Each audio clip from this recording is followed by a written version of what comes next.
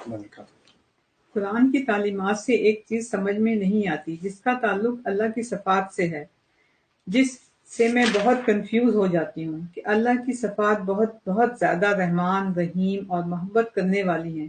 کوئی بھی انسان اپنی مرضی سے دنیا میں آیا، نہ ہی اس کو اجازت دی گئی ہے کہ زندگی اپنی مرضی سے ختم کر کے یہاں سے چلا جائے۔ تو کیا پھر یہ اس کا بنیادی حق نہیں کہ زندگی گزارنے کے لیے اس کو تمام ضروریات، سہولیات میسر ہوں، جیسے کھانا، پانی، صحت، جسم کے پورے اعضاء، نفسیاتی اور جذباتی ضروریات؟ لیکن پھر بھی لوگ ان چیزوں کے نہ ہونے کی وجہ سے تڑپتے ہیں، ہاتھ پیر کٹ جائیں، اعضاء پورے نہ ہوں، پیاس سے مر جاتے ہیں۔ اگر ایک جانور کو باندھ دیا جائے تو وہ وہاں اپنی مرضی سے جا بھی نہیں سکتا، کھانا پینا نہ ملے، ہاتھ پیر کاٹ کر تکلیف دی جائے، اللہ تعالیٰ ایسے کیسے کر سکتے ہیں؟ پھر یہ کہا جاتا ہے کہ دکھ تکلیف اللہ تعالیٰ کی طرف سے آزمائش ہے، جو انسان کو اللہ سے محبت ثابت کرنے کے لیے بھیجی جاتی ہے۔ یہ کیسی محبت ہے؟ یہ تو سب سے خوبصورت احساس ہونا چاہیے۔ اس میں دکھ تکلیف، آنسو، تڑپ کیوں ہوتی ہے؟ انسانوں میں اگر اس طرح کی محبت ہو، انسان اپنے اسپاؤس سے کہے کہ محبت ثابت کرنے کے لیے تکلیف اور مصیبت اٹھاؤ، تو اس کو ٹاکسس محبت کہتے ہیں۔ اللہ تعالیٰ کے ساتھ اس طرح کا تعلق کس طرح ہو سکتا ہے؟ اس کے جواب میں یہ کہا جاتا ہے کہ اللہ تعالیٰ ہمارا خالق اور مالک ہے، وہ ہمیں جس حال میں رکھے اللہ کی مرضی، تو پھر ہم اللہ تعالیٰ کے حاکم اور مالک کی صفات پر یقین کر سکتے ہیں۔ پھر ہم اللہ کو رحمان اور رحیم اور بہت زیادہ محبت کرنے والی صفات پر کس طرح یقین کریں؟ ایک مثال یہ ہے کہ میرے والد ایک ابیوسو شخص ہیں۔ میری شادی کے لیے لڑکے نے کہا لیکن وہ بھی ابیوسو تھا، لیکن اللہ کا شکر ہے کہ میں اس سے بچ گئی۔ لیکن اس سے بچنے کے لیے اللہ تعالیٰ نے مجھے اتنی تکلیفوں، پریشانیوں سے کیوں گزارا؟ میری پوری فیملی آج تک تکلیف اٹھا رہی ہے کیونکہ میرے والد ایک ابیوسو انسان ہیں۔ اتنا دکھ اور تکلیف انسان کو توڑ دیتی ہے، کھوکھلا کر دیتی ہے، انسان کسی چیز کے قابل نہیں رہتا۔ اتنی تکلیف، دکھ اور تڑپ سے کیوں گزرنا پڑتا ہے؟ تو آپ سمجھ سکتے ہیں کہ میرے نزدیک یہ سوال اتنا اہم کیوں تھا، کیونکہ آپ کے سینکڑوں سوالوں میں سے کئی ایسے سوال تھے جس میں آپ بہت تکلیف میں ہیں، اور انسان کو اس دنیا میں تکلیف اٹھانا اس زندگی کا حصہ ہے۔ قد خلقنا الانسان فی کبد، ہم نے انسان کو مشکل، کمر توڑنے والی مشکل میں اور محنت میں اور مشقت میں پیدا کیا اور اس کو بنایا۔ تو اس کے جواب میں میرے نزدیک قرآن کا پہلے فلسفہ سمجھنے کی ضرورت ہے، اور پھر اس سوال کے اندر کچھ سوشل ریالٹیز ہیں، ان کی طرف بھی اشارہ ہے اور ان کو بھی ایڈریس کرنے کی ضرورت ہے۔ تو میرے نزدیک اس سوال کا بہترین جواب ہم سورۃ الاعراف میں ڈھونڈ سکتے ہیں۔ سورۃ الاعراف میں اللہ تعالیٰ نے آدم علیہ السلام کے قصے کا ذکر کیا امام، اور یہ قصہ قرآن میں اس کا ذکر یا تفصیل سے یا مختصر 7 مرتبہ ہوا ہے۔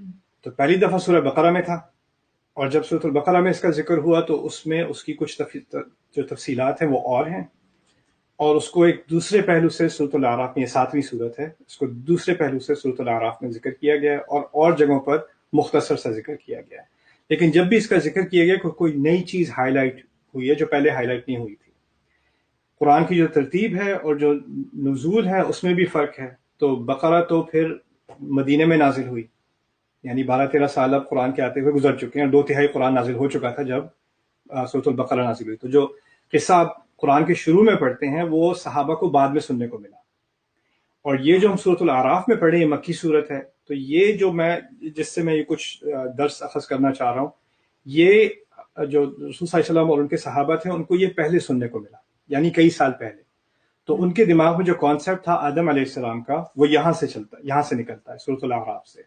اور سورۃ الاعراف اور کچھ اور مکی صورتیں ہیں جہاں پر بہت ہی مختصر ذکر ہے، لیکن یہاں پر کچھ جو باتیں کی گئی ہیں ان کو ہم سمجھتے ہیں کہ یہ صرف قصے ہیں اور ان میں کچھ تاریخی معلومات ہیں، لیکن ان میں اصل میں دین کی بنیاد ہے۔ میرے نزدیک قرآن میں 4 قصے ایسے ہیں جو اگر گہرائی سے نہ سمجھے جائیں ہمیں قرآن کا مقصد اور یہاں تک کہ رسول صلی اللہ علیہ وسلم کی بعثت کا مقصد ٹھیک سے سمجھ نہیں آئے گا۔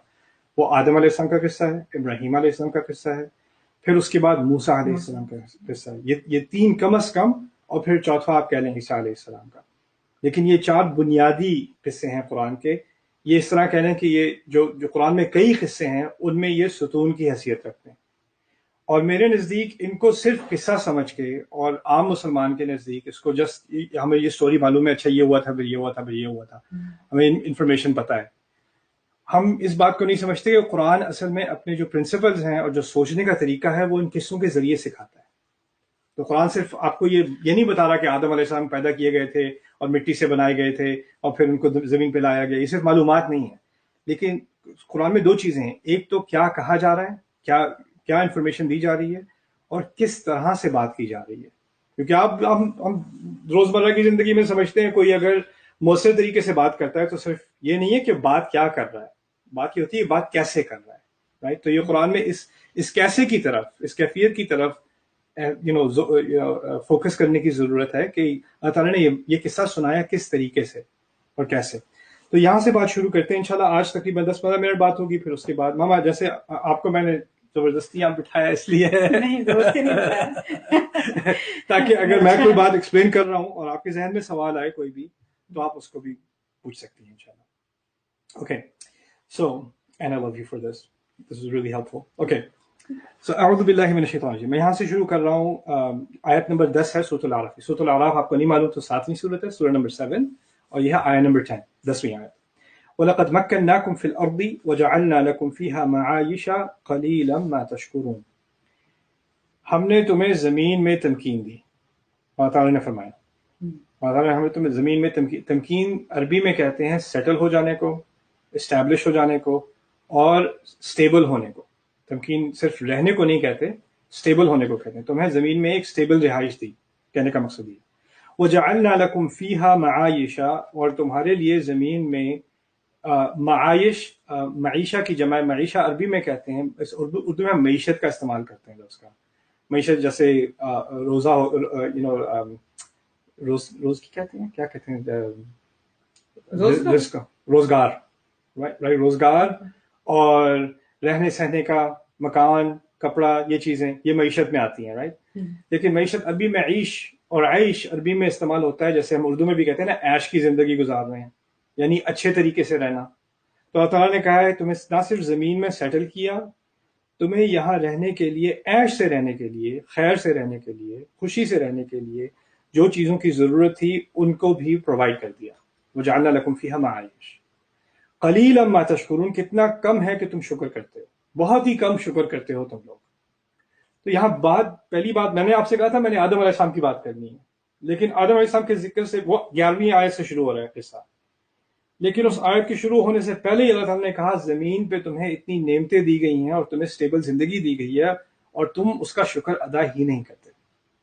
کیا اللہ تعالیٰ کی طرف سے ہمارے اوپر کامنٹ ہے ابھی کے لیے کہ تمہاری ابھی حالت یہ ہے کہ تمہیں مصیبتوں کے اندر تمہارا ذہن جو ہے وہ ہمیشہ گھومتا رہتا ہے، تمہارے دماغ میں خیال آتا رہتا ہے. میں اپنے ریڈر کی بات نہیں کر رہا جس نے سوال بھیجا، میں اپنی بات کر رہا ہوں، آپ کی بات کر رہا ہوں.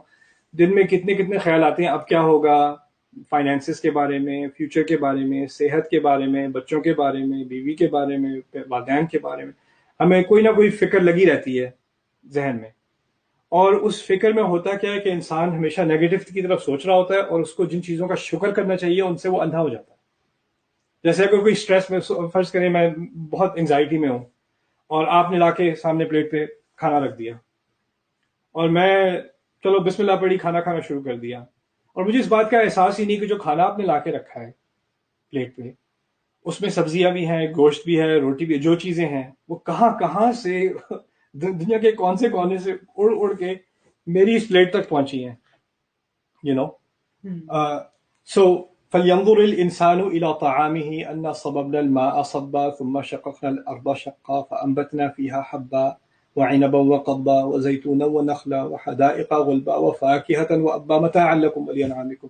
انسان کو دیکھنا چاہیے اپنے کھانے کی طرف کہ ہم نے پہلے آسمان سے پانی گرایا، پھر اس کے بعد زمین سے چیزیں ہوگی. کہانی کہاں سے شروع ہو رہی ہے اور کہاں کہ میری پلیٹ تک پہنچی، رائٹ. اور پھر وہ بھی جب کھانا کھا رہا ہو، اچھا اس میں نمک کم ہے. یعنی اللہ تعالیٰ جو یہ کامنٹ کر رہے ہیں تمہیں کتنی چیزیں دی ہیں تمہیں اس کا اندازہ نہیں رہتا، کیونکہ تم اپنی سوچ میں گم ہو جاتے ہو اور پھر تمہارے دماغ سے اور تمہارے دل سے شکر نکل جاتا ہے. شکر ایک احساس ہے، صرف الفاظ نہیں ہے. یہ نہیں الحمدللہ کہہ دیا کھانے کے بعد یا اللہ کا شکر ہے کہہ دیا. الفاظ تو کہنا آسان ہے, شکر اصل میں دل کی حالت ہے. تو اللہ تعالیٰ نے پہلے ہم پر, مجھ پر, آپ پر یہ کامنٹ کیا کہ ہم میں ناشکری زیادہ ہے اور ہمیں اپنی تکلیفوں میں ڈوبے رہنے کا احساس زیادہ ہے. دوسری بات میں آگے بات کرنے سے شروع کر دوں کہ اللہ تعالیٰ نے ہم سے جتنی, آپ کہتے ہیں اللہ تعالیٰ کو ہم سے محبت ہے, اور ہے, کوئی مخلوق ہم سے اتنی محبت نہیں کر سکتی جتنی اللہ تعالیٰ کو ہم سے محبت ہے. اس بات کا ہم سب دعویٰ کرتے ہیں.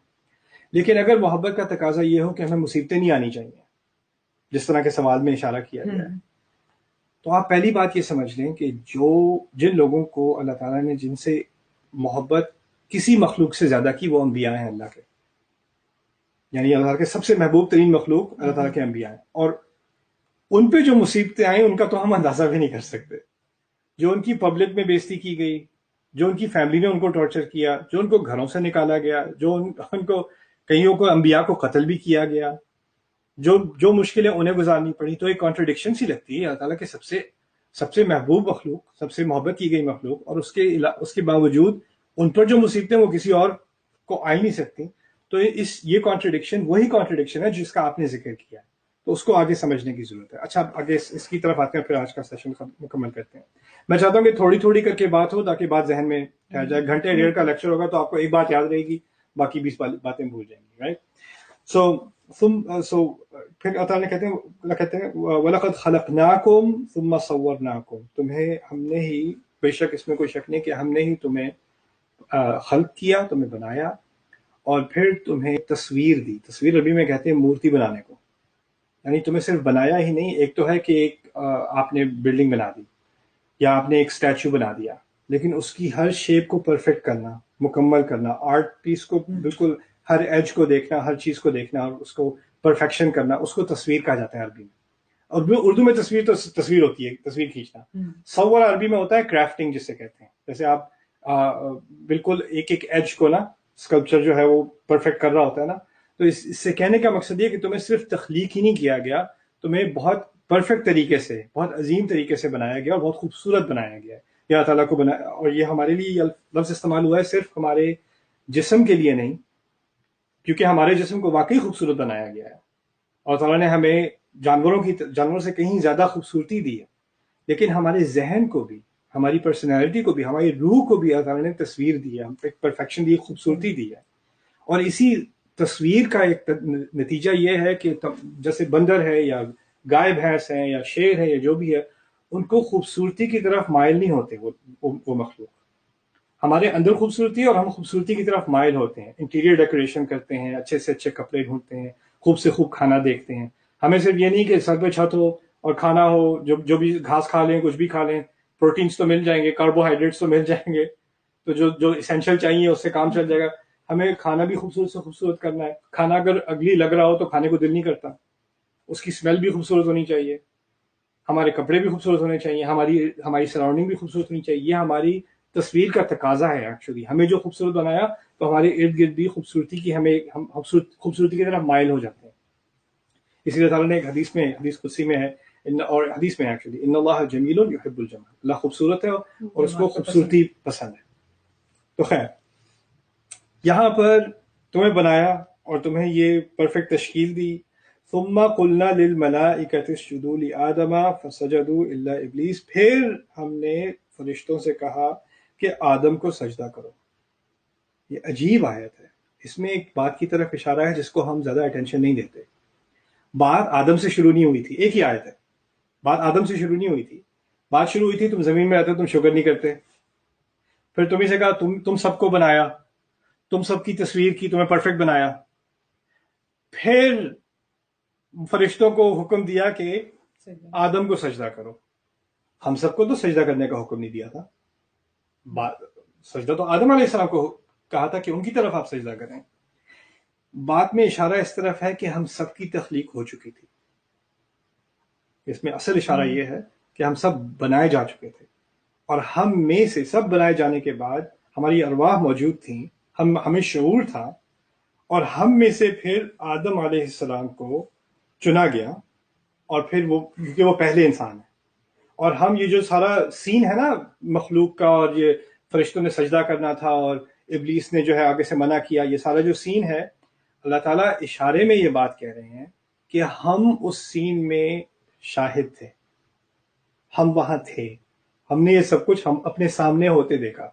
اللہ تعالیٰ نے ایکچولی ہمیں اس میں گواہ بنایا. یہ اس بات کی طرف اشارہ بہت کم لوگوں نے, کچھ مفسروں نے اس کی طرف ذکر کیا کیونکہ زبان میں یہ بات موجود ہے, بدیہت ہے. اس آیت سے ہی بات تھوڑی تھوڑی نکلنی شروع ہو رہی, آگے اور نکلنی شروع ہو جائے گی. لیکن بات کیا ہے, تمہیں بنایا, تمہیں تخلیق کی, پھر آدم سے کہا, پھر فرشتوں سے کہا آدم کو سجدہ کرو. اور احادیث میں اس کی طرف تفاصیل اور بھی مل جاتی ہیں, اور قرآن کے اور مقامات پہ اور تفاصیل بھی مل جاتی ہیں. اللہ تعالیٰ نے آدم کو مخلوق کیا, اور پھر اللہ تعالیٰ نے آدم کو اپنی تمام اولاد دکھائی. حدیث میں آتا ہے آدم کو تمام اولاد دکھائی, اور یعنی میں کھڑا ہوں, آپ کھڑی ہیں, سارے کھڑے ہیں, ایک ہی عمر ہے اس وقت ہماری, ارواح تو ایک ہی دفعہ میں بنائی گئی ہیں, تو ہم سب وہاں موجود ہیں. اللہ تعالیٰ نے آدم علیہ السلام کو ایک ایک سے تعارف کرایا, یہ ہے, اس کا یہ نام ہوگا, اس کی عمر ہوگی, اس کا یہ ہوگا, اس کا یہ ہوگا, اس کا یہ ہوگا, اس کی پوری, جیسے کہہ لیں اس کی فیس بک پروفائل. آدم علیہ السلام کو تمام ایک ایک کر کے انسان انٹروڈیوس کرائے گئے. اصل میں سورۃ البقرہ کی جو آیت ہے وَعَلَّمَ آدَمَ الْأَسْمَاءَ كُلَّهَا ثُمَّ عَرَضَهُمْ عَلَى الْمَلَائِكَةِ, کہ اللہ تعالیٰ نے آدم کو تمام نام سکھائے. مشہور آیت ہے سورۃ البقرہ کی, اللہ تعالیٰ نے آدم کو تمام نام سکھائے. اس سے ہم نکالتے ہیں پتھر کا نام, لکڑی کا نام, درخت کا نام, دریا کا نام, لیکن اس کی تحت مفسرون نے, اور زبان میں اس کا احتمال بھی ہے کہ اس میں اصل میں ان کو تمام اپنی اولاد کے نام بھی سکھا دیے گئے تھے, اور اپنی اولاد سے انٹروڈیوس کرا دیا گیا تھا. یہاں تک کہ اس حدیث میں آتا ہے کہ داؤد علیہ السلام تک پہنچے, اور اسی پہ آج بات مکمل کرتے ہیں, پھر آگے پڑھیں گے انشاءاللہ.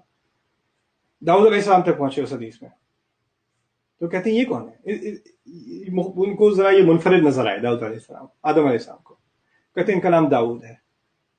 تو ان کو ایک خاص ملان ہوا داؤد کی طرف, انہوں نے کہا میری زندگی کے 40 سال ان کو دے دو, اور اس حدیث میں انہوں نے یہ کہا. تو یہ عجیب ایک کنیکشن تھا, مجھے لگا انہوں نے نہ ابراہیم علیہ السلام سے کنیکشن کی بات کی, نہ کسی اور سے, خاص داؤد علیہ السلام کی طرف ان کی اٹینشن گئی, نا توجہ گئی. اور قرآن بھی عجیب ہے کہ قرآن میں خلیفہ کا لفظ صرف 2 دفعہ استعمال ہوا پورے قرآن میں. 23 سال کی وحی میں 114 صورتوں میں خلیفہ کا لفظ صرف 2 مرتبہ استعمال ہوا. ایک دفعہ آدم علیہ السلام کے لیے انی جاعل فی الارض خلیفہ, دوسری دفعہ داؤد علیہ السلام کے لیے یا داؤد انا جعلناک خلیفۃ فی الارض. یعنی عجیب ایک تناسب ہے دونوں کے درمیان, قرآن میں بھی اور اس حدیث میں بھی اس کی طرف ایک اشارہ ملتا ہے. لیکن اصل بات کیا ہے کہ ہم موجود ہیں, اور ہم جانتے ہیں کہ کیا ہونے والا ہے, اور یہ ہمارے سامنے ہوگا ایکچولی.